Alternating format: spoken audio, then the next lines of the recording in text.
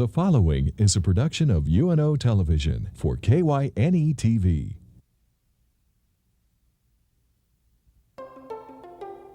Consider This with Carol Schrader, a news and information program recorded on the campus of the University of Nebraska at Omaha.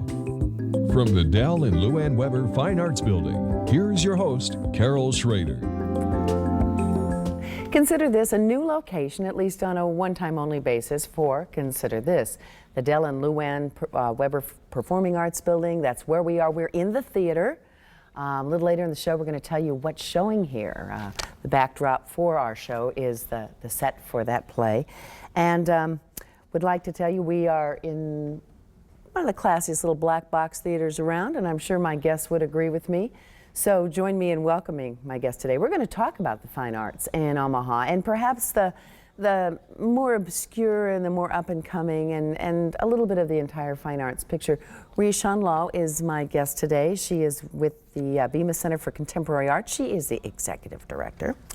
And the dapper man with her is Ernest Richardson. He's resident conductor for the Omaha Symphony. He handled and helped create the big Christmas extravaganza. It was a different name last year, so I forgot what it was. That's right. Last year was Magic of Christmas. This year is Holiday Fanfares. Oh, okay. So Holiday Fanfare is what I forgot. And he's also, one of his children, I'm sure you have many, is an outreach program for the symphony. Mm-hmm.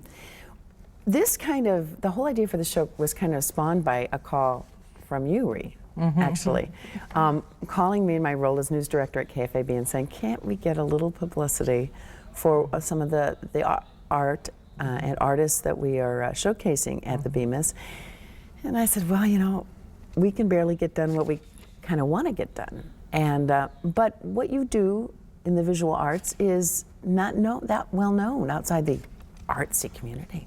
The visual arts are something that a person partakes in one at a time, I quite often say, unlike my soulmate here, where you can fill the theater all at once and of course everyone applauds at the end and goes home. We have about 25,000 people come into the gallery, but one at a time. So it's a little hard to measure the reaction because the reaction to the artwork is a very personal one. But we have a lot of variety of artists come in through our residency program. And believe it or not, over 2,000 applications a year go out from our organizations to artists all over the world that want to come to Omaha. I think that's probably a pretty well-kept secret for the general population, that it's just part of the little hub of art that's going on here. Well, there's a lot of jewels in Omaha in the arts, I think. There really are. I remember when I was called by the Omaha Symphony to consider coming out here, I almost turned it down at face value because I was in Phoenix and I just wasn't thinking, okay, I want to go from Phoenix to Omaha. That just wasn't in my Winter mindset. I just couldn't think of it that way. But I thought, you know, I have to call my mentors and see what they say before I just turn this down. And everyone said, geez, this is a great town. It's got tremendous arts community in general, tremendous symphony, tremendous organization. You'd be really remiss if you didn't take the opportunity to go there if you got it. And so I said, sure, well, we'll give it a try. And as I've come here, I've come to realize that not only the symphony, but many of the artistic institutions we have here are top flight leaders in the country. So why don't we know so much about it? I know the news media, but because you've all been quietly investing in time, energy, and getting a little help from your artistic financial mentors around. But I don't think 9 out of 10, and I think that's a bottom line, Omahans would say, we are, for a city our size, an artistic hub. It's true. It's very true, yeah. So how do you convince? Okay, you're on a sales gig right now. Okay, and you're talking to me, who hasn't had the privilege of being in on all the little artistic cliques and going to the symphony every time something comes up, and I just don't catch it in the wind. What do you tell me? You started. Well, I would say that the arts have been perceived as an elitist field, and I don't think that's true at all. And if you look at the arts historically, they're always something that comes from the masses. We've been a little displaced now in our society by other things that fill in for creative needs. Well, MTV, well, probably in the kids' mind, is like the most creative thing going. TV is very creative. There's nothing wrong with television as a media. In fact, a lot of artists that we deal with are looking for visual media in video art, and it is used quite often. But what we try to do is bring people back into understanding creativity, and to the point where things that they do in their lives are also considered as a creative act, and to share and not be afraid of creativity. And we do that through presenting things that are classical, which they may have had contact with, such as a Bach or a Beethoven, and such as classical work like we have with the Degas show right now. But we also want to present the new. And that's the new, is the uncertainty that I think some people get a little frightened of. I think you're right. I think that if I can follow what you were saying back even further in time, all of the arts developed as a result of storytelling. And so we were in the process of storytelling. Cultures were communicating what they understood to be the human experience, and they passed down from one generation to the next generation what they felt their values were. And they even used those experiences to find new values or to challenge values. It was very much a part of the human existence. Oh, you can go way back. I mean, the weaving of baskets in many cultures was one of the prime art forms, and you know, Absolutely. it passed along. Oh, cave painting, beating a drum, dancing, all of these things were part of the story. dresses. That's exactly right. And what happened, I think, is somewhere in the middle of this century, we got the idea that we could substitute perhaps science and psychology for spiritual thought and for artistic expression. And when we did that, whether you can make that substitution or not is a different argument, but the mechanics of expressing that are the arts. That's the method by which we talk about these things. But in this process, we got outside of the creative aspects ourselves, our own creative aspects. Because of that, I think we became less sensitive to other people's creative output. And so there's a whole shift in our culture away from artistic expression, individual artistic expression, and then because of that, there's a shift away from the ability to even appreciate artistic expression of other people. So part of our goals has to be about reawakening this need that we have as human beings to be expressive and to hear each other's expression. That it isn't a passive situation, that we aren't passive creatures just sitting around watching someone else do something. And then we have to go about creating performance opportunities or exhibitions where people get this experience. Well, let me just take films for a moment. Just something people, and certainly I can relate to. If I go to a movie, and maybe I've read a review or two that sort of sets in my mind whether I should like it or not, and what I should look out for. And I'll go with someone, and one of the neatest things is to be able to sit and chit-chat afterwards and maybe even disagree or agree. Catalyst, movies are catalyst. Right, yeah. right. And I think that we have forgotten that there are other forms to do that. Although the visual arts you talk about are very personal, still sharing it is a real key thing. You can feel an inner peace or something, but people love to share. And I think that sometimes nowadays they're not afraid to go to a movie. But sometimes I go to the symphony and I feel pretty stupid, you know. I just never got past Leela Fletcher Book 3 in piano. And, you know, we feel insecure if I go, and even if I go see, let's say someone has done pottery. I feel, I'll either react, well, I could do that. But deep down inside, I know that that's a discipline. And in this day of frenetic, you know, some people working 2 and 3 jobs now to support themselves and their families, that's a reminder that maybe we aren't creative. I mean, we might be wrong, but do you know what I mean? There's a constant reminder out there that the arts kind of scare us a little. Sure. So as far as we've come in our civilization, as bright as we are and should know that the arts are there for everyone and we can all partake, we're still a scared people. It's interesting. We have a little baby that was born about 19 months ago. And so it's fascinating to me to see language acquisition, to see all these things that are happening in our son's life.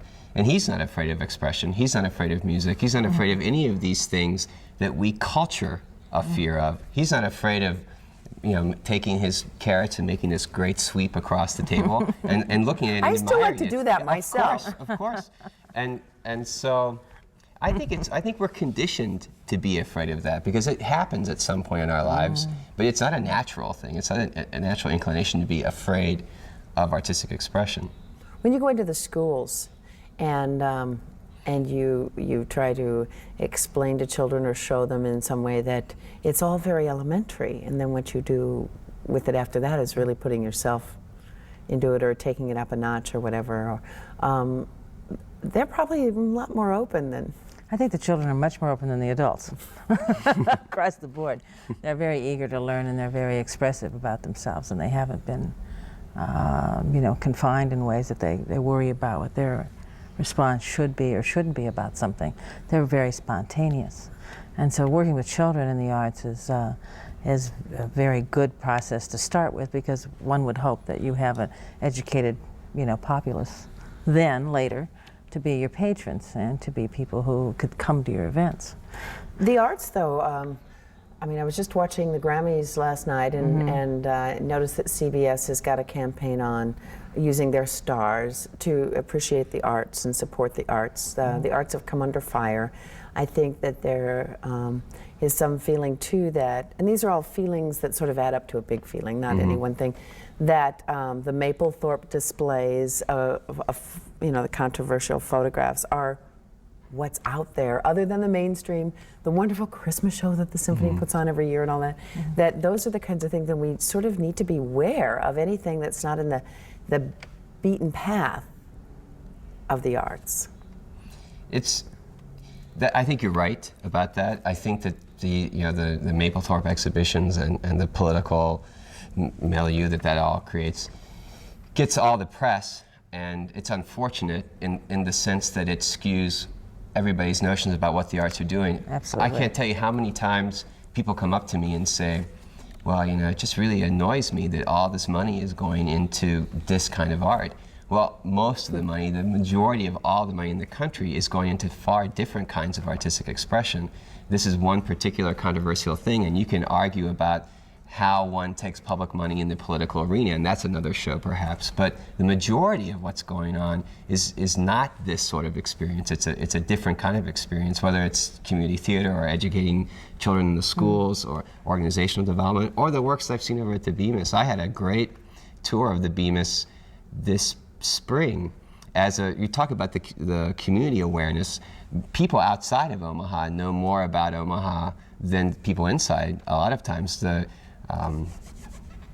Chamber of Commerce put on a presentation for people who were thinking about moving their businesses into town, and their focus was the kind of artistic community that we have here and the quality of life that offers. And the variety. And the variety. And we went over to the Bemis, and it was fascinating because you see the artist right there in the creative process there. Maybe not always at the beginning now, because they're getting more and more advanced, I guess, but they are in some of the early stages of their forming how they create and how they use media and things like that. And it's a fascinating experience to go and see what's there, and to actually be able to run into the artist in person is an incredible opportunity. I'm not aware of that in the cities that I've lived in before, and I've lived in big cities before. And it might have even been there, because... Yeah, when people want to move to Omaha, they want to know that there's something cultural to do, because they think they're maybe moving to a void, but they find that they're actually moving into a pot of gold, essentially. It's very incredibly rich. And the endowment, all the money that comes from endowment is what I call the expando dollar, because when it comes to us, we have to match it 1, 2, or 3 times, or when it comes to the state art agency then has to match it again. Then when it gives it to another nonprofit agency such as we are, then we have to match it again. So it is a multi-fold, really expanding dollar. And I don't know if the endowment should actually be called the endowment, because it never really endows anybody. They give a small amount An endowment, of money. It's more like endorsement. Definition is something that will keep something ongoing. Yes, and they give you, 5% of your budget, maybe, and what that is a good housekeeping seal, because you jumped all the hurdles, you filled out all the forms, you passed all the governmental tests, and you're A-OK, which allows you to have sort of a good housekeeping seal to approach other foundations and organizations. So the endowment got a kind of a bad rap by people like Jesse Helms and others who wanted to see it go as a sacrificial lamb for political bell ringing, not because anything is wrong with the endowment. I was wondering, with everybody getting so computerized, and they say the figures, most recent figures I read, and probably of the people who do frequent the arts, it's probably higher than this, just because you know, they tend to buy computers for their kids because they just want them well-rounded. And but is at least 1 out of 5 now of adults is that the one thing that I guess maybe once a year something will come out and it'll have all the art stuff in it, but I'd sure like to be able to punch it all up. Well, I think we need to work on that in our city. It's a very good suggestion. Should be somebody that would want to pick that up. That's right. You know, as so a that you're in the service. mood. I mean, it's like being able to read the New York Times on Sunday. Sure, is it's that you great. know that it's all going to be there. Yeah. You know, no matter what the articles are, what they chose that week, that the entire menu of anything you could possibly want to read, short of a romance novel or a great historical novel, is going to be there. Sure. And I think that, you know, that would be part of it. Well, if you had a wish, you know, other than money would rain down on your organizations and the other arts organizations, because it tends to be sort of a symbiotic thing, what would that be? You know, if you could have this happen tomorrow, somebody walked through the door and said, I'm giving you your wish. Oh, dear. Well, let me think here a minute. Go first. Well, I know for us, we are very much interested in advocating music education, giving people, you talk about feeling uncomfortable with going to a hall because you may not know enough about the music. The great thing about music is that I remember a sonata is ABA. it's very good. That's very So good. excited. That's the form. That's exactly right. Even that level of understanding increases your appreciation of what a symphony is, as long as you know that this is in sonata form. That's the great thing about music, and really all art, is that it inspires us, it speaks to us wherever we are.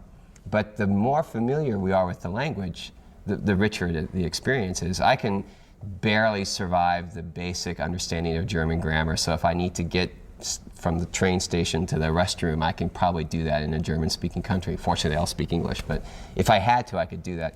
But if I read Goethe's poetry in German, I'm totally, completely lost. So the more familiarity you have with a language, the richer that experience is. We can make a richer experience for people, even if they come to our pre-concert lectures. I give the pre-concert lecture about 45 minutes before the concert, and I can help them already get on to another level. But I would love to see a tremendous amount of resources invested in our community in the appreciation and training in the arts, and not even just music. If you look at our educational programs, they're becoming more and more multimedia, more and more interdisciplinary, because that's really what the arts are. The arts aren't, they were never developed in these sort of isolated things. This is visual arts, and we have nothing to do with written words or music or anything else. That's not the way arts developed. They developed as this general movement, whatever period you want to choose. And so I would love to see a greater appreciation for artistic expression in general. That's going to become very beneficial to us as we're trying to fill our halls. And what I think we need in the visual arts is more of it, in a sense. I couldn't name 10 galleries, you know, 10 fingers, can't name them. I'd love to see more visual arts in our area. The problem the visual arts have here compared to the theater arts is that I believe Omaha in general is a theater town. I don't know whether it was with showboats on the river or you came into town and got your supplies and a good show and got back out. But there are a tremendous, and historically has been, a tremendous amount of theater here and a lot of ticket sales. Galleries, not a lot. The visual arts, I don't know, maybe by the time you walked out here or got to the middle of the country, the arts came on foot, such as singing, dancing, storytelling. But as far portable as arts. yeah, the contained in the soul here. So the studio arts, the visual studio arts, have been behind here, and I think we're just really catching up. It's our turn, I think, to come around and have a crescendo in that area. And what could I'd like to see more galleries in our area, of course, and more visual arts and more visual artists staying in our city. A lot of people leave, unfortunately, because they don't have vehicles for their art to be represented in. What the children? Let's go back to that for a moment. Do you do programs at all for We children? have an educational facility that's just reopened again. We were closed down for a while. We've done something in the summer months called BUMP, Bemis Urban Mural Project, where we do a lot of different projects out in the When you start city. doing grinds, we're Yeah, we're doing bumps only. So it's been a very interesting project. We've actually done 10 or 15 sites now, I think, in the city of Omaha. And we work with the community centers and the children in that area, all across the community, and take some area that needs some enhancement and make something good happen out of it. Now we're starting on-site classes in our own facility, and not only children but adults, and we do classes with the University of Nebraska at Omaha in the evening in our facility. Now, Education is the basis of our growth, of course. you know, you mentioned that knowing something about the art form. When I was in high school, I think my high school in Omaha, which was a Catholic high school, started a film program. Now, this is back in 1967. And so you learned all the nomenclature, all the, you know, dissolve, you know, cut, objective camera, high angle, low angle, all these things. And I tell you, it just enhanced. And I really think that, you know, there is a lack of general education, although here they're being criticized this week because our seniors are scoring so abysmally in math and science that the arts are the ones we're going to worry about with these lids. Well, I tell you, it's very interesting. We just were looking at some information about SAT scores, SAT scores, and students who were not in any kind of artistic discipline at all, students who are in visual arts, theatrical arts, all these different kinds of arts, and consistently the people who are conversant in artistic expression, whatever their medium, score much higher than the kids who aren't. There's tremendous anecdotal evidence, and now there's becoming a little bit more of empirical evidence that this kind of training creates more active synapses or more synapses or whatever the particular neural network that's develops. right. It's because of the stimulation of doing this kind of expression. And it may very well be the case that you could tie a number of corollaries to the diminishing test scores and the way we think about teaching the whole person. If you go back to Plato, I mean, he knew that music education and artistic education was just a very important component. It wasn't an add-on, it wasn't once a week kind of thing. It was one of the big 5 or big 7, I can't remember, of the disciplines that they taught. So I think that within artistic expression could be the answer to some of the problems that we're experiencing. Well, and I don't mean to leave you out, but I mean, there is plenty of proof that the ability to play a musical instrument, the ability to even listen to complex musical structures, such as symphonic music and things like that, where there are patterns and things, enhances the ability to do math. Yeah, it's spatial. It's a training in spatial thinking. We talk about, you know, what we'd like to see ourselves do for our community and for our children. The teaching children about music and teaching them to perform music is a very important part of the Omaha Symphony, and that's the part that the community almost doesn't hear about because maybe it's not as glamorous as our Christmas show, although that involved a lot of children this year too. But one of the things that we just did in January, for example, is we pulled in 4 high school choirs, 350 singers, to do a performance of Poulenc Gloria. This is something they worked on all fall, and then we brought these 350 singers with our orchestra and presented this Poulenc Gloria as just a wonderful performance. And the artistic caliber of that choir was as high as any choir I've worked with. And these are high school kids who are singing in Latin, who are dealing with complexities of harmonies that they've never encountered before. And that's just one of the things that the Omaha Symphony does for our community. And if I had 5 or 10 minutes, I could give you our whole cradle to grave approach to bringing music to the community. It's And very manual important. dexterity and sight, you know, eye and hand coordination. I mean, we start our children and encourage them with all these cute little blocks and things, and then we stop. Right. We buy all those little toys and music boxes and things, and then somehow we get caught up in Nintendo games. Which, by the way, cost a lot for each one. I would rather buy a symphony ticket and have a big night out. Or private than buy a lessons. couple. Yeah, exactly. Well, we have to, as parents, we have to make some of these choices too, as a culture, and that's where we have to come back into the arena more. We have to say to people, look, you've been telling us that arts aren't necessary. What we're finding is that saying that human beings don't need the arts is like saying we can breathe helium. We can't. We absolutely have to have oxygen. If we don't have it, we don't survive. And this is an integral part of who we are. It's an integral part of the human experience. So we have to get out and convince people of that and then show them that they have many opportunities in this town to experience exactly the kind of things that they need. Yeah, and expressing yourself with a paintbrush on a piece of paper Exactly. is very rewarding for a child and for anyone who's It's doing tremendous. work. And I think that making an object is a very important thing in a society that seems to have, you know, no place for these things, no place for personal creativity to be Well, heard. I'm one of these sick mothers that has saved every piece of artwork that my son's done and put them in folders by year. Sure. And we pulled some out. And he got to a point where he was reaching, you know, puberty and was just kind of down on himself. You know, I can't do this, I can't do that. School's moving really fast. We pulled some of those out. And he was delighted and said, oh, I didn't know I could do that.